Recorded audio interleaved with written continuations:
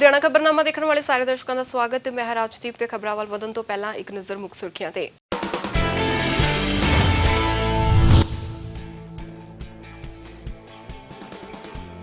ਦੋ ਗੁੱਟਾਂ ਵਿਚਾਲੇ ਹੋਈ ਕੁੱਟਮਾਰ, ਇਸਲਾਮਗੰਜ ਇਲਾਕੇ ਵਿੱਚ ਵਾਪਰੀ ਵਾਰਦਾਤ। ਨਿੱਜੀ ਰੰਜਿਸ਼ ਤਹਿਤ ਹੋਇਆ ਹਮਲਾ, ਵਾਹਨਾਂ ਦੀ ਕੀਤੀ ਭੰਨਤੋੜ, ਮੌਕੇ ਤੇ ਪਹੁੰਚੀ ਪੁਲਿਸ।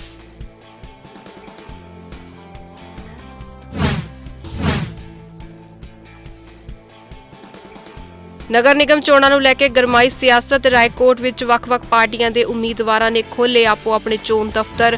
ਦੂਜੇ ਪਾਸੇ ਮਨਪ੍ਰੀਤ ਸਿੰਘ ਯਾਲੀ ਨੇ ਸਾਦੇ ਕੈਪਟਨ ਸੰਦੀਪ ਸੰਧੂ ਦੇ ਨਿਸ਼ਾਨੇ। ਪਿੰਡਾਂ ਦੀਆਂ ਪੰਚਾਇਤਾਂ ਨਾਲ ਧੋਖਾ ਕਰਨ ਦੇ ਲਗਾਏ ਦੋਸ਼।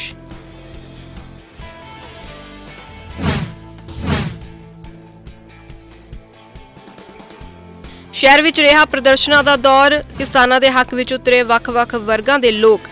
ਖੇਤੀ ਮਸਲੇ ਨੂੰ ਧਰਮ ਦੇ ਨਾਲ ਨਾ ਜੋੜਨ ਦੀ ਕੀਤੀ ਅਪੀਲ।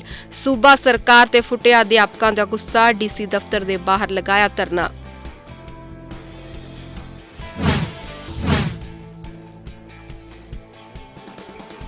ਡਰਾਈਵਿੰਗ ਟੈਸਟ ਦੇਣ ਆਏ ਲੋਕਾਂ ਦੀ ਪਰੇਸ਼ਾਨੀ। ਲੋਕਾਂ ਨੂੰ ਖੱਜਲ ਖੁਆਰੀ ਦਾ ਕਰਨਾ ਪੈ ਰਿਹਾ ਸਾਹਮਣਾ। ਜਲਦ ਮੁਸ਼ਕਲਾਂ ਦੇ ਹੱਲ ਲਈ ਪ੍ਰਸ਼ਾਸਨ ਨੂੰ ਲਗਾਈ ਗੁਹਾਰ।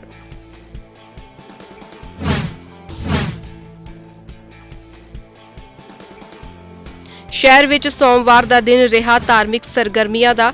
ਸ੍ਰੀ ਗੁਰੂ ਗੋਬਿੰਦ ਸਿੰਘ ਜੀ ਦੇ ਆਗਮਨ ਪੁਰਬ ਨੂੰ ਸਮਰਪਿਤ ਸਜਾਇਆ ਕੀਰਤਨ ਦਰਬਾਰ। ਕੀਰਤਨ ਨਾਲ ਸੰਗਤਾਂ ਹੋਈਆਂ ਨਿਹਾਲ। ਦੂਜੇ ਪਾਸੇ ਅਯੋਧਿਆ ਮੰਦਿਰ ਦੀ ਉਸਾਰੀ ਨੂੰ ਸਮਰਪਿਤ ਕੱਢੀ ਗਈ ਸ਼ੋਭਾ ਯਾਤਰਾ। ਰਾਮ ਮੰਦਿਰ ਲਈ ਵੱਧ ਚੜ੍ਹ ਕੇ ਯੋਗਦਾਨ ਪਾਉਣ ਦੀ ਅਪੀਲ।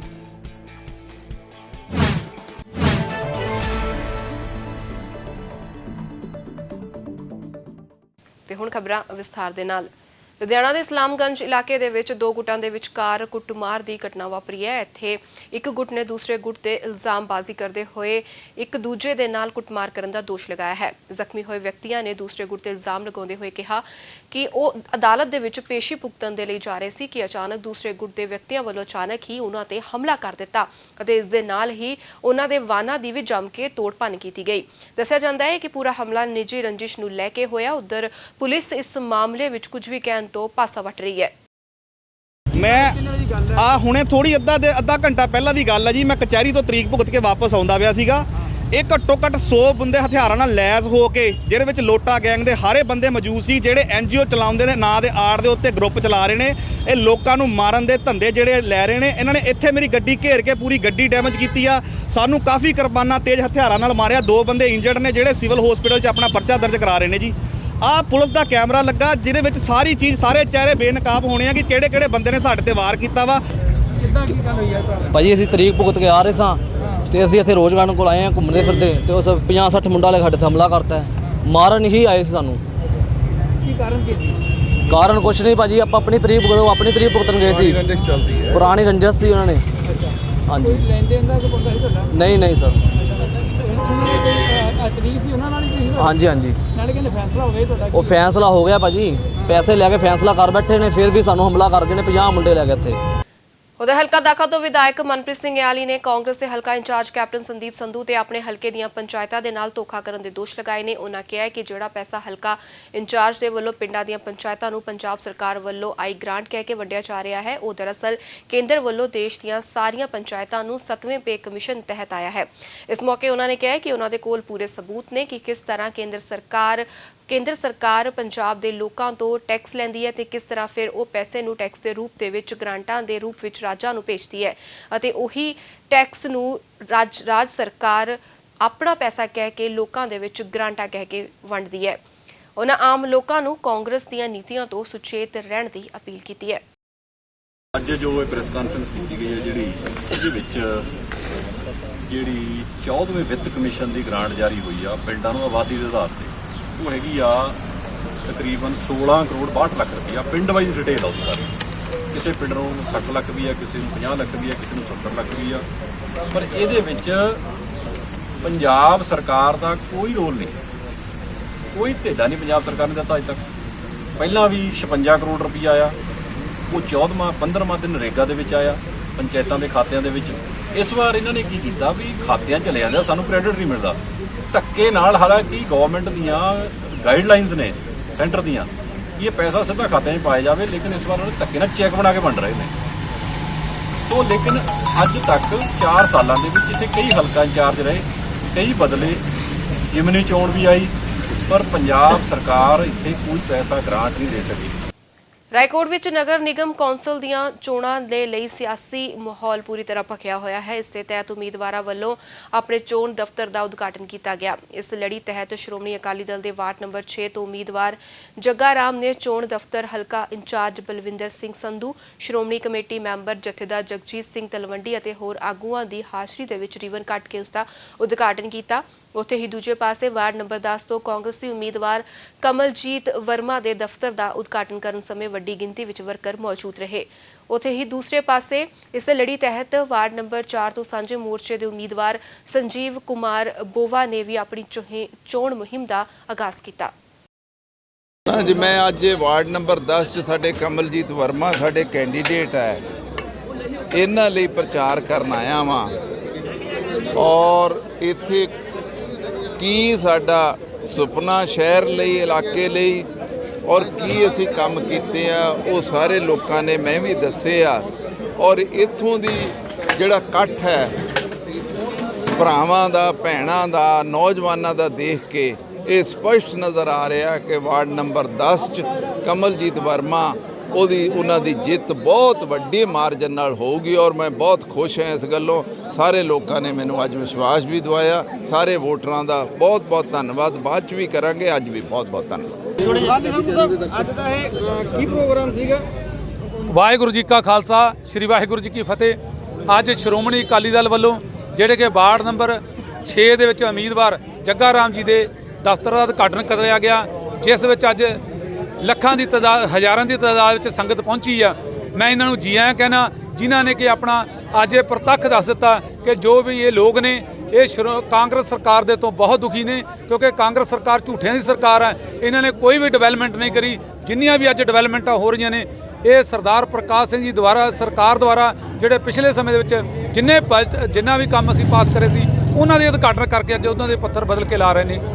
ਅੱਜ ਅਸੀਂ ਵਾਰਡ ਨੰਬਰ 4 ਦੇ ਸਾਡੇ ਸਾਂਝੇ ਮੋਰਚੇ ਦੇ ਜਿਹੜੇ ਉਮੀਦਵਾਰ ਸੰਜੀਵ ਕੁਮਾਰ ਬੋਵਾ ਜੀ ਹੈ, ਜਿਨ੍ਹਾਂ ਦਾ ਚੋਣ ਨਿਸ਼ਾਨ ਹਲ ਹੈ, ਉਹਦੇ ਵਾਸਤੇ ਅਸੀਂ ਇੱਥੇ ਦਫ਼ਤਰ ਦਾ ਉਦਘਾਟਨ ਕੀਤਾ। ਸਾਂਝੇ ਮੋਰਚੇ ਨੇ 13 ਦੇ ਕਰੀਬ ਅਸੀਂ ਮੈਂਬਰ ਇੱਥੇ ਰਾਏਕੋਟ ਸ਼ਹਿਰ ਵਾਸਤੇ ਖੜਾਏ ਹਨ, ਤਾਂ ਕਿ ਅਸੀਂ ਆਪਣੇ ਰਾਏਕੋਟ ਸ਼ਹਿਰ ਦੀ ਨੁਹਾਰ ਨੂੰ ਬਦਲ ਸਕੀਏ।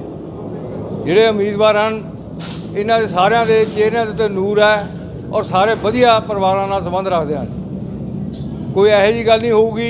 ਇਹਨਾਂ ਨੇ ਸਾਨੂੰ ਵੀ ਯਕੀਨ ਦਿਵਾਇਆ, ਅਸੀਂ ਪਬਲਿਕ ਨੂੰ ਵੀ ਯਕੀਨ ਦਿਵਾ ਰਹੇ ਹਾਂ। ਕੋਈ ਚਿੰਤਾ ਨਾ ਕਰੋ, ਤੁਸੀਂ ਵੱਧ ਚੜ੍ਹ ਕੇ ਇਹਨਾਂ ਨੂੰ ਵੋਟਾਂ ਪਾਓ, ਜਿਤਾਓ। ਆਉਣ ਵਾਲੇ 5 ਸਾਲਾਂ ਦੇ ਵਿੱਚ ਤੁਹਾਡੇ ਕੰਮ ਵਧੀਆ ਤਰੀਕੇ ਨਾਲ, ਇਮਾਨਦਾਰੀ ਦੇ ਨਾਲ ਹੋਣਗੇ। ਖੇਤੀ ਕਾਨੂੰਨਾਂ ਦੇ ਵਿਰੋਧ ਵਿੱਚ ਅੰਦੋਲਨ ਨੂੰ ਹੋਰ ਮਜ਼ਬੂਤ ਕਰਨ ਦੇ ਮਕਸਦ ਨਾਲ ਖੰਨਾ ਦੇ ਨੌਲੜੀ ਪਿੰਡ ਤੋਂ 35 ਕਿਸਾਨਾਂ ਦਾ ਜੱਥਾ ਦਿੱਲੀ ਦੇ ਬਾਰਡਰਾਂ ਲਈ ਰਵਾਨਾ ਹੋਇਆ। ਰਵਾਨਾ ਹੋਣ ਸਮੇਂ ਕਿਸਾਨਾਂ ਨੇ ਕਿਹਾ ਕਿ ਜਦੋਂ ਤੱਕ ਖੇਤੀ ਕਾਨੂੰਨ ਰੱਦ ਨਹੀਂ ਹੁੰਦੇ, ਉਦੋਂ ਤੱਕ ਉਹ ਬਾਰਡਰਾਂ ਤੇ ਡਟੇ ਰਹਿਣਗੇ। ਉਹਨਾਂ ਵੱਲੋਂ ਭਾਜਪਾ ਦਾ ਨਗਰ ਨਿਗਮ ਚੋਣਾਂ ਦੇ ਵਿੱਚ ਬਾਈਕਾਟ ਕਰਨ ਦੀ ਗੱਲ ਆਖੀ ਗਈ ਹੈ। ਖੇਤੀ ਕਾਨੂੰਨਾਂ ਦੇ ਵਿਰੁੱਧ ਕਿਸਾਨਾਂ ਵੱਲੋਂ ਸੰਘਰਸ਼ ਲਗਾਤਾਰ ਜਾਰੀ ਹੈ।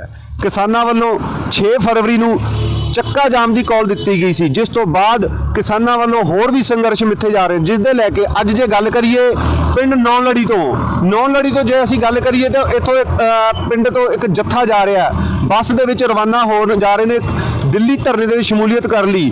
ਕਾਫੀ ਸਾਰੇ ਜੇ ਅਸੀਂ ਗੱਲ ਕਰੀਏ ਤਾਂ ਕਾਫੀ ਸਾਰੇ ਜਿਹੜੇ ਹੈਗੇ ਇੱਥੋਂ ਪਿੰਡੋਂ ਜਿਹੜੇ ਹੈਗੇ ਕਿਸਾਨ ਉਸ ਧਰਨੇ ਵਿੱਚ ਸ਼ਾਮਲ ਹੋਣ ਜਾ ਰਹੇ ਨੇ ਖੇਤੀ ਕਾਨੂੰਨਾਂ ਦੇ ਵਿਰੁੱਧ। ਆਓ ਉਹਨਾਂ ਨਾਲ ਗੱਲਬਾਤ ਕਰਦੇ ਹਾਂ। ਸਭ ਤੋਂ ਪਹਿਲਾਂ ਸਾਡੇ ਨਾਲ ਗੱਲਬਾਤ ਕਰਨ ਲਈ ਦਲਜੀਤ ਸਿੰਘ ਨੌਲੜੀ ਮੌਜੂਦ ਨੇ, ਉਹਨਾਂ ਨਾਲ ਗੱਲਬਾਤ ਕਰਦੇ ਹਾਂ। ਸਤਿ ਸ਼੍ਰੀ ਅਕਾਲ ਜੀ। ਸਤਿ ਸ਼੍ਰੀ ਅਕਾਲ ਜੀ। ਸਤਿ ਸ਼੍ਰੀ ਅਕਾਲ ਸਾਰਿਆਂ ਨੂੰ। ਦਲਜੀਤ ਸਿੰਘ ਜੀ, ਤੁਸੀਂ ਬੱਸ ਲੈ ਕੇ ਜਾ ਰਹੇ ਹੋ, ਕੀ ਕਹਿਣਾ ਤੁਹਾਡਾ ਇਹਦੇ ਬਾਰੇ?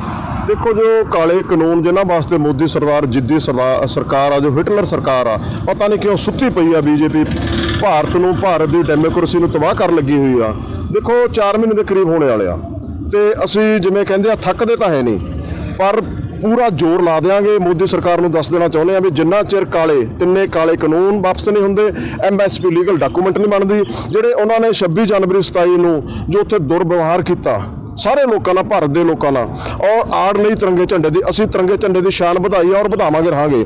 ਔਰ ਭਾਰਤੀ ਕਿਸਾਨ ਯੂਨੀਅਨ ਦਾ ਝੰਡਾ ਉਹਨੂੰ ਵੀ ਸਿਖਰਾਂ ਤੇ ਲਿਜਾਵਾਂਗੇ। ਸੋ ਸਰਕਾਰ ਨੂੰ ਦੱਸ ਦੇਣਾ ਚਾਹੁੰਦੇ ਹਾਂ ਵੀ ਜਿੰਨਾ ਚਿਰ ਵਾਪਸ ਨਹੀਂ ਹੁੰਦੇ ਕਾਨੂੰਨ ਔਰ MSP ਆ ਜੋ ਲੀਗਲ ਡਾਕੂਮੈਂਟ ਨਹੀਂ ਹੁੰਦੀ ਔਰ ਨੌਜਵਾਨ ਫੜਿਆ ਛੱਡੇ ਨਹੀਂ ਜਾਂਦੇ, ਅਸੀਂ ਬਿਲਕੁਲ ਵੀ ਪਿੱਛੇ ਨਹੀਂ ਹਟਾਂਗੇ। ਜੋ ਸੀਨੀਅਰ ਲੀਡਰਸ਼ਿਪ ਆ ਦਿੱਲੀ ਬੈਠੀ, ਜੋ ਉਹਨਾਂ ਦਾ ਹੁਕਮ ਆ, ਦੇਖੋ 6 ਤਰੀਕ ਨੂੰ ਭਾਰਤ ਬੰਦ ਦਾ ਸੰਦਾ ਸੀ, ਤੁਸੀਂ ਦੇਖਿਆ ਖੰਨੇ ਅਸੀਂ ਲੋਕਾਂ ਨੇ ਐਨ ਪੂਰਨ ਬੰਦ ਕੀਤਾ ਔਰ ਸਾਰੇ ਧਰਮਾਂ ਨੇ ਜਾਤ ਪਾਤ ਤੋਂ ਉੱਪਰ ਉੱਠ ਕੇ ਸਾਡਾ ਸਾਥ ਦਿੱਤਾ ਔਰ ਦਿੰਦੇ ਵੀ ਹੈ। ਹੁਣ ਵੀ ਅਸੀਂ ਜੋ ਵੀ ਉੱਥੋਂ ਹੁਕਮ ਹੋਊ ਉੱਤੇ ਫੁੱਲ ਚੜਾਵਾਂਗੇ, ਹਰ ਹਾਲਤ ਦੇ ਵਿੱਚ ਕਾਲੇ ਕਾਨੂੰਨ ਵਾਪਸ ਕਰਾਵਾਂਗੇ। ਲੋਕ ਨਾਲ ਅਸੀਂ ਪਿੰਡ ਲਲੌੜੀ ਕਲਾਂ ਤੋਂ, ਮੈਂ ਨਹੀਂ ਸਾਰੇ ਮੇਰੇ ਪਿੰਡ ਦੇ ਨਗਰ ਦੇ, ਅਸੀਂ ਪਰਸੋਂ ਵੀ ਲੇਡੀਜ਼ ਦੀ ਬੱਸ ਗਈ, ਪਰਸੋਂ ਬੰਦ ਕਰਾਇਆ, ਚੌਥੇ ਵੀ ਗਏ, ਲਗਾਤਾਰ ਇੱਕ ਬੱਸ ਸਾਡੇ ਪਿੰਡੋਂ ਜਾਂਦੀ ਰਹੂਗੀ, ਆਉਂਦੇ ਜਾਂਦੇ ਰਹਾਂਗੇ, ਉੱਥੇ ਵੀ ਬੈਠੇ ਆ। ਸੋ ਅਸੀਂ ਸਰਕਾਰ ਨੂੰ ਚੇਤਾਵਨੀ ਦਿੰਦੇ ਆ ਵੀ ਹੁਣ ਪ੍ਰੀਖਿਆ ਬਹੁਤ ਲੈ ਲਈ ਤੋਂ ਹੁਣ ਬਹੁਤ ਸਬਰ ਦਾ ਜਿਵੇਂ ਕਹਿੰਦੇ ਆ ਪਿਆਲਾ ਟੁੱਟਿਆ ਪਿਆ। ਕਿਰਪਾ ਕਰਕੇ ਮੋਦੀ ਸਰਕਾਰ, BJP ਦੇ ਜਿਹੜੇ ਬੈਠੇ ਆ ਨਾ RSS ਵਾਲੇ ਖਾਕੀ ਨਿੱਕਰ ਵਾਲੇ, ਕਿਰਪਾ ਕਰਕੇ ਉਹਨੂੰ ਸਮਝਾ ਦੇਣ, ਉਹਨੂੰ ਸਮਝਾਉਣ ਦੁਨੀਆ ਦੇ ਵਿੱਚ ਡੈਮੋਕ੍ਰੇਸੀ ਦੀ ਹੋਂਦ ਰਹਿਣ ਦੇਣ। ਜਿਹੜੇ ਗੱਲ ਕਰੀਏ ਕੇਂਦਰ ਸਰਕਾਰ ਵੱਲੋਂ ਕੁਝੀਆਂ ਚਾਲਾਂ ਚੱਲੀਆਂ ਜਾਂਦੀਆਂ, ਕੁਝੀਆਂ ਚਾਲਾਂ ਇਸ ਤਰ੍ਹਾਂ ਚੱਲਣੀਆਂ ਜਾ ਰਹੀਆਂ ਜਿਵੇਂ ਕਿ ਆਪਾਂ ਜਾਣਦੇ ਹਾਂ ਕਿ ਰੋਡ ਦੇ ਉੱਤੇ ਉਹਨਾਂ ਨੇ ਮੇਖਾਂ ਲਾਤੀਆਂ, ਵੱਡੀਆਂ ਦੀਵਾਰਾਂ ਕਰਤੀਆਂ, ਇੰਟਰਨੈਟ ਸੇਵਾਵਾਂ ਜਿਹੜੀਆਂ ਹੈਗੀਆਂ ਉਹ ਬੰਦ ਕਰ ਦਿੱਤੀਆਂ ਨੇ। ਕੀ ਲੱਗਦਾ ਸਰਕਾਰ ਬਖਲਾਈ ਪਈ ਹੈ? ਦੇਖੋ ਬਖਲਾਉਟ ਦਾ ਨਤੀਜਾ ਹੋਰ ਕੀ ਆ? ਦੇਖੋ ਬਾਰਡਰ ਹੁੰਦੀ ਆ, ਕੰਡਿਆਲੀਆਂ ਤਾਰਾਂ ਹੁੰਦੀਆਂ, ਸਕੀਨਾਂ ਹੁੰਦੀਆਂ, ਬੰਦੂਕਾਂ ਤੋਪਾਂ ਹੁੰਦੀਆਂ ਦੇਸ਼ ਦੇ ਬਾਰਡਰ ਤੇ। ਯਾਰ ਸਾਡੇ ਦੇਸ਼ ਦੇ ਵਿੱਚ, ਦਿੱਲੀ ਦੇ ਵਿੱਚ, ਸਾਡੀ ਰਾਜਧਾਨੀ ਦੇ ਵਿੱਚ, ਕੈਪੀਟਲ ਦੇ ਵਿੱਚ, ਜਿੱਥੇ ਸਾਡਾ ਡੈਮੋਕ੍ਰੈਟਿਕ ਰਾਈਟ ਆ ਉੱਥੇ ਜਾਣ ਦਾ, ਉੱਥੇ ਬਾਰਡਰ ਬੜੀ ਸ਼ਰਮ ਆਉਂਦੀ ਆ। ਦੁਨੀਆ ਦੇ ਲੋਕ ਸਾਨੂੰ ਸ਼ਰਮਿੰਦਾ ਕਰਦੇ ਆ, ਸਾਡੇ ਜਿਵੇਂ ਕਹਿੰਦੇ ਆ ਇੰਡੀਆ ਦੀ ਡੈਮੋਕ੍ਰੇਸੀ ਦੇ ਮੂੰਹ ਤੇ ਥੁੱਕਦੇ ਆ। ਸੋ ਇਹ ਬਹੁਤ ਹੀ ਮੰਦਭਾਗੀ ਗੱਲ ਆ। ਆਪਣੇ ਦੇਸ਼ ਦੇ ਲੋਕਾਂ ਤੇ ਆਪਣੀ ਸਰਕਾਰ, BJP ਦੀ ਸਰਕਾਰ, ਮੋਦੀ ਸਰਕਾਰ, ਕੁਛ ਕੁ ਬੰਦੇ, ਮੈਂ ਸਾਰਿਆਂ ਨੇ ਮੈਂ ਬਾਰ-ਬਾਰ ਇਹੀ ਗੱਲ ਕਹਿਣਾ ਨਾ, ਮੋਦੀ ਸਰਕਾਰ ਦੇ ਜੋ BJP ਦੇ ਸੀਨੀਅਰ ਲੀਡਰ ਆ, ਖੁੱਲ੍ਹ ਕੇ ਆ ਜਾਓ ਜੇ ਬਚਣਾ, ਬਚਾ ਲਓ ਡੈਮੋਕ੍ਰੇਸੀ ਨੂੰ, ਬਚਾ ਲਓ, ਕਿਰਪਾ ਕਰਕੇ ਆ ਜਾਓ, ਲੋਕਾਂ ਨੂੰ ਬਚਾ ਲਓ, ਆਵਾਮ ਨੂੰ ਬਚਾ ਲਓ। ਇਹ ਕੋਈ ਇੱਕ ਧਰਮ ਇੱਕ ਪੰਜਾਬ ਨਹੀਂ ਹੈਗਾ, ਜਿਵੇਂ ਕਹਿੰਦੇ ਸੀ ਨਾ ਕੱਲਾ ਪੰਜਾਬ ਆ, ਇਹ ਸਾਰਾ ਦੇਸ਼ ਆ, ਸਾਰੀ ਦੁਨੀਆ। ਕਿਉਂ ਅੱਗ ਤੇ ਲਟਾਉਣਾ ਚਾਹੁੰਦੇ ਹੋ? ਕਿਰਪਾ ਕਰਕੇ ਤੁਸੀਂ ਸਮਝੋ, ਹਲੇ ਵੀ ਸਮਝੋ, ਤੁਹਾਨੂੰ ਸਮਝਣਾ ਚਾਹੀਦਾ, ਕਾਲੇ ਕਾਨੂੰਨ ਵਾਪਸ ਲੈਣੇ ਚਾਹੀਦੇ ਆ। ਉਧਰ ਲੁਧਿਆਣਾ ਦੇ ਵਿੱਚ ਕਿਸਾਨਾਂ ਦੇ ਹੱਕ ਵਿੱਚ ਵੱਖ-ਵੱਖ ਧਰਮਾਂ ਦੇ ਲੋਕਾਂ ਵੱਲੋਂ ਇਕੱਠੇ ਹੋ ਕੇ ਰੋਸ ਰੈਲੀ ਕੱਢੀ ਗਈ ਹੈ, ਜਿਸ ਵਿੱਚ ਵੱਡੀ ਗਿਣਤੀ ਵਿੱਚ ਮਹਿਲਾਵਾਂ ਅਤੇ ਮੁਸਲਿਮ ਭਾਈਚਾਰੇ ਦੇ ਵੱਲੋਂ ਸ਼ਮੂਲੀਅਤ ਕੀਤੀ ਗਈ ਹੈ। ਇਸ ਮੌਕੇ ਪ੍ਰਦਰਸ਼ਨਕਾਰੀਆਂ ਨੇ ਅਪੀਲ ਕੀਤੀ ਹੈ ਕਿ ਖੇਤੀ ਮਸਲੇ ਨੂੰ ਕਿਸੇ ਵੀ ਤਰ੍ਹਾਂ ਦੇ ਧਰਮ ਨਾਲ ਨਾ ਜੋੜਿਆ ਜਾਵੇ, ਇਹ ਕੇਵਲ ਆਮ ਲੋਕਾਂ ਦਾ ਅੰਦੋਲਨ ਹੈ। ਉਹਨਾਂ ਨੇ ਇਸ ਦੇ ਨਾਲ ਹੀ ਕੇਂਦਰ ਸਰਕਾਰ ਨੂੰ ਖੇਤੀ ਕਾਨੂੰਨ ਵਾਪਸ ਲੈਣ ਦੀ ਮੰਗ ਕੀਤੀ। ਸਿਰਫ ਇੰਨਾ ਕਿ ਅਸੀਂ ਕਿਸਾਨਾਂ ਦੀ ਬੇਟੀਆਂ ਤੇ ਇੰਨਾ ਹੀ ਇੱਕ ਸੁਨੇਹਾ ਦੇਣਾ ਚਾਹੁੰਦੇ ਹਾਂ ਕਿ ਸਾਨੂੰ ਕਿਰਪਾ ਕਰਕੇ ਧਰਮਾਂ ਦੇ ਨਾਂ ਤੇ ਨਾ ਵੰਡੋ, ਨਾ ਹੀ ਕਿਸੇ ਪ੍ਰਾਂਤ ਦੇ ਸਟੇਟ ਦੇ ਨਾਮ ਤੇ ਵੰਡੋ। ਸਾਡਾ ਸਾਰਿਆਂ ਦਾ ਇੱਕੋ ਹੀ ਮਕਸਦ ਹੈ ਕਿ ਅਸੀਂ ਜੋ ਵੀ ਚੀਜ਼ ਦੇਸ਼ ਦੇ ਵਿੱਚ ਸਾਡੇ ਆਪਣੇ ਉਲਟ ਹੋ ਰਹੀ ਹੈ ਉਹਦੇ ਲਈ ਅਸੀਂ ਇੱਕ ਆਪਣੇ ਆਦਰਨੀय ਪ੍ਰਧਾਨ ਮੰਤਰੀ ਨੂੰ ਅਸੀਂ ਉਹਨਾਂ ਦੀ ਇੱਜ਼ਤ ਕਰਦੇ ਹਾਂ, ਸਾਡੇ ਪ੍ਰਧਾਨ ਮੰਤਰੀ ਆਪਣੇ ਦੇਸ਼ ਦੀ ਵੀ ਇੱਜ਼ਤ ਕਰਦੇ ਹਾਂ, ਪਰ ਇੱਕ ਅਸੀਂ ਸੁਨੇਹਾ ਜ਼ਰੂਰ ਦੇਣਾ ਚਾਹੁੰਦੇ ਵੀ ਕਿਰਪਾ ਕਰਕੇ ਸਾਨੂੰ ਧਰਮਾਂ ਦੇ ਨਾਂ ਤੇ ਨਾ ਵੰਡਿਆ ਜਾਵੇ। ਹਿੰਦੂ, ਮੁਸਲਿਮ, ਸਿੱਖ, ਈਸਾਈ ਜਾਂ ਕੋਈ ਵੀ ਧਰਮ ਹੈ ਇਸ ਦੇਸ਼ ਦੇ ਵਿੱਚ ਇੱਕ ਨੇ। ਅੱਜ ਲੁਧਿਆਣਾ ਸ਼ਹਿਰੀਆਂ ਵੱਲੋਂ, ਬੱਚਿਆਂ ਵੱਲੋਂ, ਔਰਤਾਂ ਵੱਲੋਂ ਤੇ ਇਸ ਜਨ ਅੰਦੋਲਨ ਵਿੱਚ ਜਿਹੜਾ ਕਿਸਾਨੀ ਮੂਵਮੈਂਟ ਚੱਲੀ ਹੈ ਉਹਦੇ ਵਿੱਚ ਹਿੰਦੂ, ਸਿੱਖ, ਮੁਸਲਿਮ ਤੇ ਹਿੰਦੂ ਭਾਈਚਾਰੇ ਨੇ ਤੇ ਈਸਾਈ ਭਾਈਚਾਰੇ ਨੇ ਇਸ ਜਨ ਅੰਦੋਲਨ ਵਿੱਚ ਹਿੱਸਾ ਲਿਆ। ਤਾਂ ਵੱਡੀ ਤਾਦਾਦ ਵਿੱਚ ਲੋਕਾਂ ਨੇ, ਲੁਧਿਆਣੇ ਦੇ ਸ਼ਹਿਰੀਆਂ ਨੇ ਕਿਸਾਨ ਮੂਵਮੈਂਟ ਦੇ ਹੱਕ ਵਿੱਚ ਅੱਜ ਰੋਸ ਰੈਲੀ ਕੱਢੀ ਹੈ, ਤੇ ਜਿਸ ਵਿੱਚ ਹਜ਼ਾਰਾਂ ਦੀ ਤਾਦਾਦ ਵਿੱਚ ਬੱਚੇ, ਨੌਜਵਾਨ ਤੇ ਔਰਤਾਂ ਤੇ ਸਟੂਡੈਂਟ ਖਾਸ ਕਰਕੇ ਸ਼ਾਮਲ ਹੋਏ ਆ। ਅਸੀਂ ਸ਼ਰਾਭਾਨਗਰ ਮਾਰਕੀਟ, ਸ਼ਰਾਭਾਨਗਰ ਦੇ ਗੁਰਦੁਆਰੇ ਤੋਂ ਰੈਲੀ ਸ਼ੁਰੂ ਕੀਤੀ ਹੈ। ਉੱਥੋਂ ਅਰਦਾਸ ਕਰਕੇ ਹੁਣ ਅਸੀਂ ਚਰਚ ਜਾਵਾਂਗੇ। ਚਰਚ ਤੋਂ ਬਾਅਦ ਅਸੀਂ ਮੁਸਲਿਮਸ ਦੇ ਕੋਲ ਜਾਵਾਂਗੇ, ਜਿਹੜੇ ਸਾਡੇ ਬ੍ਰਦਰਸ ਨੇ ਉੱਥੇ ਸਟਾਲ ਲਾ ਕੇ ਬੈਠੇ ਆ। ਉਸ ਤੋਂ ਬਾਅਦ ਅਸੀਂ ਮੰਦਿਰ ਜਾਵਾਂਗੇ। ਅਪਾਰਟ ਫਰੋਮ ਰਿਲੀਜੀਅਸ ਮੁੱਦਾ, ਇਟ ਇਜ਼ ਕਿਸਾਨੀ ਮੁੱਦਾ, ਜਿਹਨੂੰ ਅਸੀਂ ਮੂਰੇ ਰੱਖ ਰਹੇ ਹਾਂ ਕਿ ਕਿਸਾਨੀ ਮੁੱਦਾ ਰਿਲੀਜੀਅਸ ਮੁੱਦਾ ਨਹੀਂ ਆ। ਉਧਰ ਡੈਮੋਕ੍ਰੈਟਿਕ ਟੀਚਰਸ ਫਰੰਟ ਦੇ ਵੱਲੋਂ ਆਪਣੀਆਂ ਹੱਕੀ ਮੰਗਾਂ ਨੂੰ ਲੈ ਕੇ ਲੁਧਿਆਣਾ ਦੇ ਡਿਪਟੀ ਕਮਿਸ਼ਨਰ ਦੇ ਅੱਗੇ ਧਰਨਾ ਪ੍ਰਦਰਸ਼ਨ ਕੀਤਾ ਗਿਆ। ਪੱਤਰਕਾਰਾਂ ਦੇ ਨਾਲ ਗੱਲਬਾਤ ਕਰਦੇ ਹੋਏ ਫਰੰਟ ਦੇ ਪ੍ਰਧਾਨ ਨੇ ਦੱਸਿਆ ਕਿ ਜੇਕਰ ਸਾਡੀਆਂ ਮੰਗਾਂ ਨੂੰ ਜਲਦ ਪੂਰਾ ਨਾ ਕੀਤਾ ਗਿਆ ਤਾਂ ਆਉਣ ਵਾਲੀ 21 ਫਰਵਰੀ ਨੂੰ ਸਿੱਖਿਆ ਮੰਤਰੀ ਵਿਜੇ ਇੰਦਰ ਸਿੰਗਲਾ ਦੀ ਕੋਠੀ ਦਾ ਘਿਰਾਓ ਕੀਤਾ ਜਾਵੇਗਾ ਤੇ ਇਸ ਦੀ ਜ਼ਿੰਮੇਵਾਰੀ ਲੋਕਲ ਪ੍ਰਸ਼ਾਸਨ ਅਤੇ ਪੰਜਾਬ ਸਰਕਾਰ ਦੀ ਹੋਵੇਗੀ। ਅਸੀਂ ਆਪਣੇ ਹੱਕਾਂ ਨੂੰ, ਹਕੂਕਾਂ ਨੂੰ, ਅਧਿਕਾਰਾਂ ਨੂੰ ਪਾਸੇ ਰੱਖ ਲਈਏ। ਸਭ ਤੋਂ ਪਹਿਲੀ ਗੱਲ ਇਹ ਆ ਕਿ ਸਾਡੇ ਸਕੂਲਾਂ ਦੇ ਵਿੱਚ ਜੋ ਵਿੱਦਿਆ ਦਾ ਵਾਤਾਵਰਨ ਆ ਉਹ ਖਤਮ ਕੀਤਾ ਜਾ ਰਿਹਾ ਇੱਕ ਸਾਜ਼ਿਸ਼ ਦੇ ਤਹਿਤ। ਉਹ ਕਿਵੇਂ? ਇੱਥੋਂ ਦੀਆਂ ਜਿਹੜੀਆਂ ਅਫਸਰਸ਼ਾਹੀ ਆ ਉਹ ਹਰ ਹਫ਼ਤੇ ਅਧਿਆਪਕਾਂ ਨੂੰ ਹੁਕਮ ਚਾੜਦੀ ਆ ਕਿ ਤੁਸੀਂ ਬੱਚਿਆਂ ਦੇ ਪੇਪਰ ਲਓ। ਅਸੀਂ ਸਾਰੇ ਜਾਣਦੇ ਆ ਕਿੰਨਾ ਲੰਬਾ ਸਮਾਂ ਲੋਕਡਾਊਨ ਲੱਗਿਆ ਰਿਹਾ, ਸਾਡੇ ਵਿਦਿਆਰਥੀ ਆ ਜਿਹੜੇ ਉਹ ਘਰਾਂ ਦੇ ਵਿੱਚ ਬੰਦ ਰਹੇ ਆ ਤੇ ਉਹ ਜਿਹੜਾ ਹੈਗਾ ਆਪਾਂ ਜਿਹੜਾ ਆਨਲਾਈਨ ਜਿਹੜਾ ਪੜ੍ਹਾਈ ਦਾ ਪਖੰਡ ਆ ਉਹਦੇ ਬਾਰੇ ਵੀ ਜਾਣਦੇ ਆ। ਬੱਚੇ ਸਾਫ਼ ਹੋ ਕੇ ਆਏ ਆ ਤੇ ਅਧਿਆਪਕ ਨੂੰ ਖੁੱਲ੍ਹਾ ਸਮਾਂ ਚਾਹੀਦਾ ਸੀ ਬੱਚਿਆਂ ਨੂੰ ਪੜ੍ਹਾਉਣ ਦਾ, ਪਰ ਸਰਕਾਰ ਇੱਕ ਸਾਜ਼ਿਸ਼ ਤਹਿਤ ਏਜੰਡੇ ਤਹਿਤ ਪ੍ਰਾਈਵੇਟ ਕਰਨ ਦੀ ਨੀਤੀ ਨੂੰ ਪ੍ਰਮੋਟ ਕਰਨ ਲਈ, ਪ੍ਰਾਈਵੇਟ ਸਕੂਲਾਂ ਨੂੰ ਪ੍ਰਮੋਟ ਕਰਨ ਲਈ, ਉਹਨਾਂ ਨੂੰ ਬੜਾਵਾ ਦੇਣ ਲਈ, ਸਰਕਾਰੀ ਸਿੱਖਿਆ ਨੂੰ ਬਰਬਾਦ ਕਰਨ ਲਈ ਅੱਜ ਜਿਹੜਾ ਅਧਿਆਪਕ ਨੂੰ ਇੱਕ ਸਾਜ਼ਿਸ਼ ਤਹਿਤ ਜਮਾਤ ਤੋਂ ਵੱਖ ਕੀਤਾ ਜਾ ਰਿਹਾ। ਹਾਂਜੀ, ਮੈਂ ਅਮਨਦੀਪ ਸਿੰਘ ਦੱਦਾਹੂਰ, ਜ਼ਿਲ੍ਹਾ ਪ੍ਰਧਾਨ ਐਸਐਸਏ ਰਮਸਾ ਅਧਿਆਪਕ ਯੂਨੀਅਨ। ਅਸੀਂ ਅੱਜ ਡੈਮੋਕ੍ਰੈਟਿਕ ਟੀਚਰ ਫਰੰਟ ਅਤੇ ਐਸਐਸਏ ਰਮਸਾ ਅਧਿਆਪਕ ਹੋਰ ਭਰਾਤਰੀ ਜਥੇਬੰਦੀਆਂ ਨਾਲ ਮਿਲ ਕੇ ਸਰਕਾਰ ਦਾ ਜਿਹੜਾ ਹੈ ਪੰਜਾਬ ਸਰਕਾਰ ਦਾ ਅਰਥੀ ਬੁੱਕ ਮੁਜ਼ਾਹਰਾ ਕਰਨ ਲੱਗੇ ਆ, ਕਿਉਂਕਿ ਪੰਜਾਬ ਦੀ ਜਿਹੜੀ ਸਰਕਾਰ ਆ ਉਹ ਲਗਾਤਾਰ ਅਧਿਆਪਕਾਂ ਦੇ ਨਾਲ ਧੱਕਾ ਕਰ ਰਹੀ ਆ। ਲਗਾਤਾਰ ਪੰਜਾਬ ਦੀ ਜਿਹੜੀ ਸਰਕਾਰ ਆ ਉਹ ਆਨਲਾਈਨ ਸਿੱਖਿਆ ਨੂੰ ਜਿਹੜਾ ਹੈ ਉਹ ਬੜਾਵਾ ਦੇ ਰਹੀ ਆ ਤੇ ਅਸੀਂ ਇਹ ਗੱਲ ਸਮਝਦੇ ਹਾਂ ਕਿ ਜਿਹੜੀ ਆਨਲਾਈਨ ਸਿੱਖਿਆ ਗੀ ਉਹ ਸਾਡੇ ਜਿਹੜੀ ਪੰਜਾਬ ਦੀ ਇਸ ਭਾਰਤ ਦੀ ਜਿਹੜੀ ਸਿੱਖਿਆ ਪ੍ਰਣਾਲੀ ਆ, ਵਿੱਦਿਆ ਪ੍ਰਣਾਲੀ ਆ, ਉਹਦੀਆਂ ਜੜ੍ਹਾਂ ਦੇ ਵਿੱਚ ਤੇਲ ਪਾਉਣ ਦਾ ਕੰਮ ਕਰਦੀ ਆ। ਕਿਉਂਕਿ ਇੱਕ ਅਧਿਆਪਕ ਅਤੇ ਬੱਚਿਆਂ ਦਾ ਜਿਹੜਾ ਇੱਕ ਰਿਸ਼ਤਾ ਗਾ, ਪਰਸਪਰ ਸੰਬੰਧ ਆ, ਜਿਹਦੇ ਵਿੱਚ ਬੱਚੇ ਨੂੰ ਬਹੁਤ ਸਾਰੀਆਂ ਮਨੋਵਿਗਿਆਨ ਬੱਚਿਆਂ ਦਾ ਦੇਖਦੇ ਹੋਏ ਅਧਿਆਪਕ ਨੇ ਉਹਨੂੰ ਸਿੱਖਿਆ ਦੇਣੀ ਹੁੰਦੀ ਆ। ਡਰਾਈਵਿੰਗ ਲਾਇਸੈਂਸ ਬਣਾਉਣ ਦੇ ਲਈ ਡਰਾਈਵਿੰਗ ਟੈਸਟ ਲਈ ਲੋਕਾਂ ਨੂੰ ਕਈ ਮੁਸ਼ਕਲਾਂ ਦਾ ਸਾਹਮਣਾ ਕਰਨਾ ਪੈ ਰਿਹਾ ਹੈ। ਚੰਡੀਗੜ੍ਹ ਰੋਡ ਦੇ 32 ਸੈਕਟਰ ਦੇ ਵਿੱਚ ਲੋਕਾਂ ਦੇ ਡਰਾਈਵਿੰਗ ਟੈਸਟ ਲਏ ਜਾਂਦੇ ਨੇ, ਪਰ ਇੱਥੇ ਆਏ ਲੋਕਾਂ ਦਾ ਕਹਿਣਾ ਹੈ ਕਿ ਇੱਥੇ ਆ ਕੇ ਕੇਵਲ ਉਹਨਾਂ ਨੂੰ ਖੱਜਲ ਖੁਆਰੀ ਦਾ ਸਾਹਮਣਾ ਕਰਨਾ ਪੈ ਰਿਹਾ ਹੈ। ਉੱਥੇ ਹੀ ਰੋਡ ਸੇਫਟੀ ਮੁਹਿੰਮ ਦੇ ਚੇਅਰਮੈਨ ਡਾਕਟਰ ਕਮਲਜੀਤ ਸੋਈ ਦਾ ਕਹਿਣਾ ਹੈ ਕਿ ਮੌਜੂਦਾ ਪ੍ਰਾਈਵੇਟ ਕੰਪਨੀ ਦਾ ਟੈਂਡਰ ਰੱਦ ਕਰਕੇ ਕਿਸੇ ਹੋਰ ਸੰਚਾਰੂ ਕੰਪਨੀ ਨੂੰ ਦਿੱਤਾ ਜਾਵੇਗਾ ਤਾਂ ਜੋ ਲੋਕਾਂ ਨੂੰ ਲਾਇਸੈਂਸ ਬਣਾਉਣ ਵੇਲੇ ਇਹਨਾਂ ਮੁਸ਼ਕਲਾਂ ਦਾ ਸਾਹਮਣਾ ਨਾ ਕਰਨਾ ਪਵੇ। ਭਾਜੀ ਆ ਏਜੰਟ ਨੇ ਬਣਾਤਾ ਵਾ, ਮੈਂ ਉਹਨੂੰ ਕਿਹਾ ਤਾਂ ਇਹ ਸੀ ਵੀ ਗੇਅਰ ਵਾਲਾ ਬਣਾਉਣਾ ਵਾ, ਉਹਨੇ ਨੌਨ ਗੇਅਰ ਬਣਾਤਾ ਐਕਟਿਵਾ ਵਾਲਾ। ਹੁਣ ਉਹ ਇੱਥੇ ਆਇਆ ਵਾ, ਉਹ ਕਹਿੰਦੇ ਤੁਹਾਡੀ ਡੇਟ ਲੰਘੀ ਆ, ਕਰੋਨਾ ਦੇ ਵਿੱਚ ਡੇਟ ਲੰਘ ਗਈ ਸੀਗੀ। ਹੁਣ ਕਹਿੰਦੇ ਜੀ ਸਾਰਾ ਅਪਲਾਈ ਦੁਬਾਰਾ ਕਰੋ, ਵੀ ਕਾਰ ਐਡ ਨਹੀਂ ਹੋਣੀ, ਇਹਨੂੰ ਨਵਾਂ ਬਣਾਉਣਾ ਪੈਣਾ ਵਾ। ਸਮਝ ਕੁਛ ਨਹੀਂ ਆ ਰਿਹਾ ਹੈਗਾ, ਅੰਦਰ ਜਾਓ ਅੰਦਰ ਪਤਾ ਨਹੀਂ ਲੱਗਦਾ ਕਿਹਦੇ ਕੋਲ ਜਾਈਏ ਕਿੱਧਰ ਜਾਈਏ।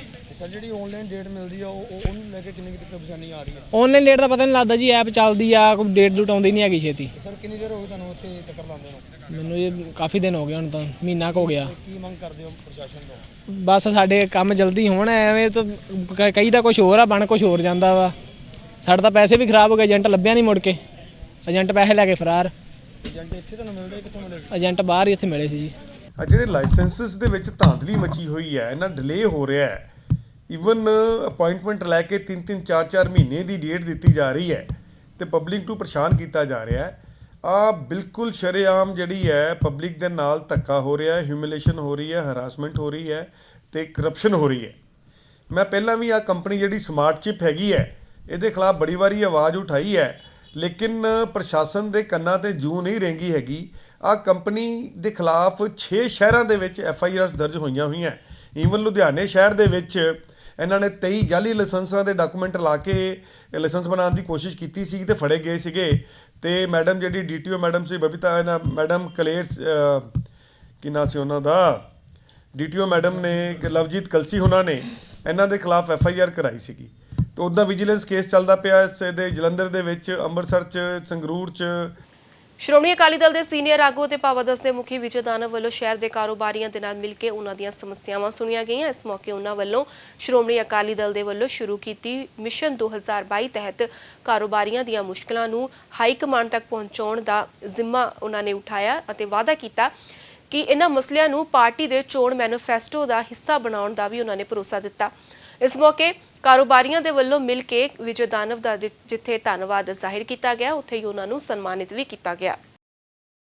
ਮਾਨਯੋਗ ਸਰਦਾਰ ਸੁਖਬੀਰ ਸਿੰਘ ਬਾਦਲ ਸਾਹਿਬ ਜੋ ਸ਼੍ਰੋਮਣੀ ਅਕਾਲੀ ਦਲ ਦੇ ਪ੍ਰਧਾਨ ਨੇ, ਉਹਨਾਂ ਨੇ ਮਤਲਬ ਸਾਰੇ ਵਰਗਾਂ ਦੇ ਨਾਲ, ਚਾਹੇ ਉਹ ਮੇਰੇ ਸਤਿਕਾਰਯੋਗ ਜਿੰਨੇ ਇੰਡਸਟਰੀਲਿਸਟ ਭਰਾ ਨੇ, ਦੁਕਾਨਦਾਰ ਨੇ, ਬੜੇ ਦੁਕਾਨਦਾਰ ਨੇ, ਛੋਟੇ ਦੁਕਾਨ ਨੇ, ਬੜੇ ਇੰਡਸਟਰੀਲਿਸਟ ਨੇ ਔਰ ਮੁਲਾਜ਼ਮ ਨੇ, ਆਂਗਣਵਾੜੀ ਸਾਡੀਆਂ ਬੱਚੀਆਂ ਵਾ, ਮਜ਼ਦੂਰ ਨੇ, ਕਿਸਾਨ ਨੇ, ਵਪਾਰੀ ਨੇ, ਸ਼ਹਿਰੀ ਨੇ, ਪੇਂਡੂ ਨੇ, तमाम लोगों तक एक गैट टूगैदर जिसनों आप कहने वो करने वास्ते उन्होंने परसनली सारे आदेश दिता वा।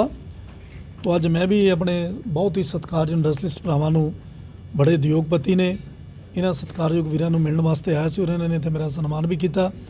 तो मैं दिल दीआं गहराइयां चों गोल्डी जी का और तमाम सत्कारयोग वीरां दा ਬਹੁਤ ਬਹੁਤ ਧੰਨਵਾਦ ਕਰਦਾ। ਮੈਂ ਜੀ ਰਮਨੀਕ ਭਾਟੀਆ ਐਜ਼ ਏ ਇੰਡਸਟਰੀਲਿਸਟ ਆਪਣੇ ਵੱਡੇ ਭਾਈ ਸਾਹਿਬ ਦਾਨਵ ਸਾਹਿਬ ਨੂੰ ਅੱਜ ਰੂਬਰੂ ਆਪਾਂ ਕੀਤਾ ਹੈ। ਜੋ ਇੰਡਸਟਰੀਜ਼ ਦੀ ਸਮੱਸਿਆਵਾਂ ਹੈ ਉਹ ਉਹਨਾਂ ਨੂੰ ਰੂਬਰੂ ਕੀਤਾ ਹੈ। ਉਹਨਾਂ ਨੇ ਸਾਨੂੰ ਆਸ਼ਵਾਸਨ ਦਿਲਾਇਆ ਹੈ ਕਿ ਜੋ ਵੀ ਇੰਡਸਟਰੀ ਦੀ ਸਮੱਸਿਆ ਹੋਣਗੀਆਂ, ਅਗਰ ਇਹਨਾਂ ਦੀ ਸਰਕਾਰ ਬਣਦੀ ਹੈ ਤਾਂ ਉਹ ਪਹਿਲ ਦੇ ਤੌਰ ਤੇ ਸਾਡੀਆਂ ਸਮੱਸਿਆਵਾਂ ਨੂੰ ਸਮਾਧਾਨ ਕਰਨਗੇ। ਕੀ ਮੁਸ਼ਕਲਾਂ ਤੁਹਾਨੂੰ ਕੀ ਹੈ? ਦੇਖੋ ਜੀ, ਐਸਾ ਹੈ ਇੰਡਸਟਰੀ ਦੀਆਂ ਜਿਹੜੀ ਵੀ ਮੁਸ਼ਕਲਾਂ ਦੱਸੀਆਂ ਇਹਨਾਂ ਨੇ ਨੋਟ ਕੀਤੀਆਂ। ਜੋ ਵੀ ਇਹਨਾਂ ਨੂੰ ਇੰਡਸਟਰੀ ਚਲਾਉਣ ਦੇ ਵਿੱਚ ਮੁਸ਼ਕਲਾਂ ਆ ਰਹੀਆਂ ਉਹ ਦਾਨਵ ਸਾਹਿਬ ਨੇ ਬੜੇ ਤਰੀਕੇ ਨਾਲ ਨੋਟ ਕੀਤੀਆਂ। ਉਹ ਸਾਨੂੰ ਆਸ਼ਵਾਸਨ ਦਿਲਾਇਆ ਕਿ ਇਹਨਾਂ ਨੂੰ ਆਪਾਂ ਜਿਹੜੇ ਇਹਨਾਂ ਦੇ ਪ੍ਰਧਾਨ ਨੇ ਉਹਨਾਂ ਨਾਲ ਰੂਬਰੂ ਕਰਾ ਕੇ ਸਮਾਧਾਨ ਕਰਵਾਉਣਗੇ।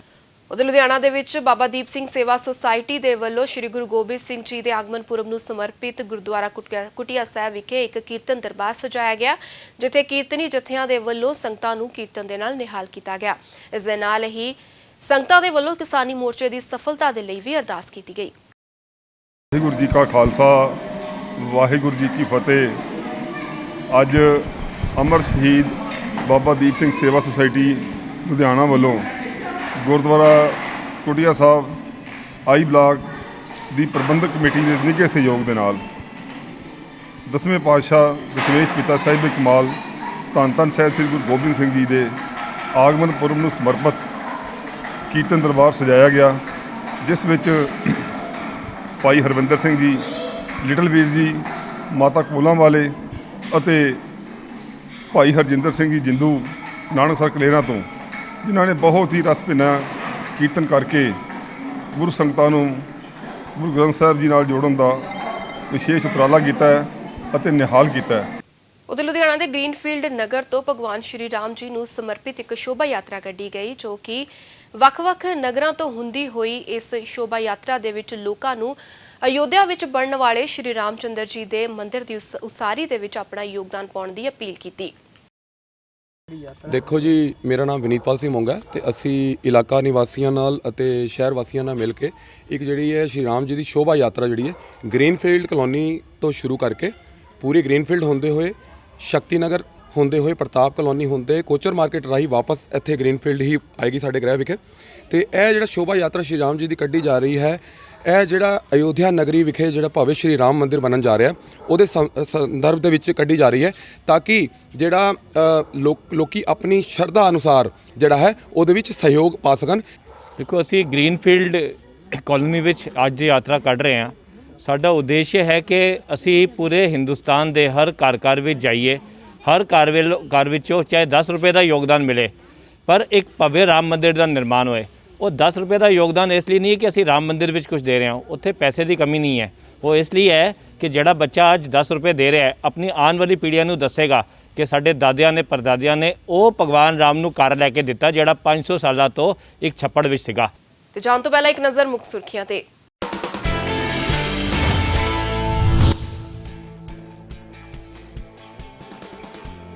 ਦੋ ਗੁੱਟਾਂ ਵਿਚਾਲੇ ਹੋਈ ਕੁੱਟਮਾਰ, ਇਸਲਾਮਗੰਜ ਇਲਾਕੇ ਵਿੱਚ ਵਾਪਰੀ ਵਾਰਦਾਤ।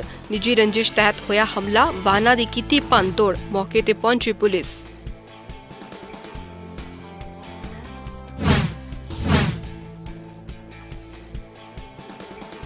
ਨਗਰ ਨਿਗਮ ਚੋਣਾਂ ਨੂੰ ਲੈ ਕੇ ਗਰਮਾਈ ਸਿਆਸਤ, ਰਾਏਕੋਟ ਵਿੱਚ ਵੱਖ-ਵੱਖ ਪਾਰਟੀਆਂ ਦੇ ਉਮੀਦਵਾਰਾਂ ਨੇ ਖੋਲ੍ਹੇ ਆਪੋ ਆਪਣੇ ਚੋਣ ਦਫ਼ਤਰ।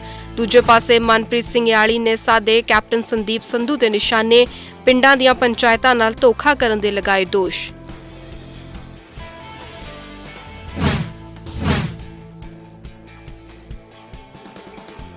ਸ਼ਹਿਰ ਵਿੱਚ ਰਿਹਾ ਪ੍ਰਦਰਸ਼ਨਾਂ ਦਾ ਦੌਰ, ਕਿਸਾਨਾਂ ਦੇ ਹੱਕ ਵਿੱਚ ਉਤਰੇ ਵੱਖ-ਵੱਖ ਵਰਗਾਂ ਦੇ ਲੋਕ।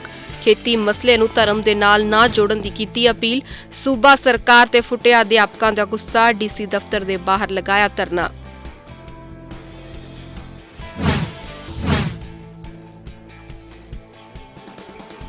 ਡਰਾਈਵਿੰਗ ਟੈਸਟ ਦੇਣ ਆਏ ਲੋਕਾਂ ਦੀ ਪਰੇਸ਼ਾਨੀ, ਲੋਕਾਂ ਨੂੰ ਖੱਜਲ ਖੁਆਰੀ ਦਾ ਕਰਨਾ ਪੈ ਰਿਹਾ ਸਾਹਮਣਾ।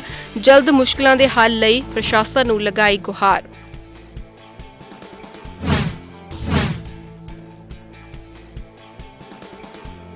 ਸ਼ਹਿਰ ਵਿੱਚ ਸੋਮਵਾਰ ਦਾ ਦਿਨ ਰਿਹਾ ਧਾਰਮਿਕ ਸਰਗਰਮੀਆਂ ਦਾ। ਸ੍ਰੀ ਗੁਰੂ ਗੋਬਿੰਦ ਸਿੰਘ ਜੀ ਦੇ ਆਗਮਨ ਪੁਰਬ ਨੂੰ ਸਮਰਪਿਤ ਸਜਾਇਆ ਕੀਰਤਨ ਦਰਬਾਰ। ਕੀਰਤਨ ਨਾਲ ਸੰਗਤਾਂ ਹੋਈਆਂ ਨਿਹਾਲ। ਦੂਜੇ ਪਾਸੇ ਅਯੋਧਿਆ ਮੰਦਿਰ ਦੀ ਉਸਾਰੀ ਨੂੰ ਸਮਰਪਿਤ ਕੱਢੀ ਗਈ ਸ਼ੋਭਾ ਯਾਤਰਾ। ਰਾਮ ਮੰਦਿਰ ਲਈ ਵੱਧ ਚੜ੍ਹ ਕੇ ਯੋਗਦਾਨ ਪਾਉਣ ਦੀ ਅਪੀਲ।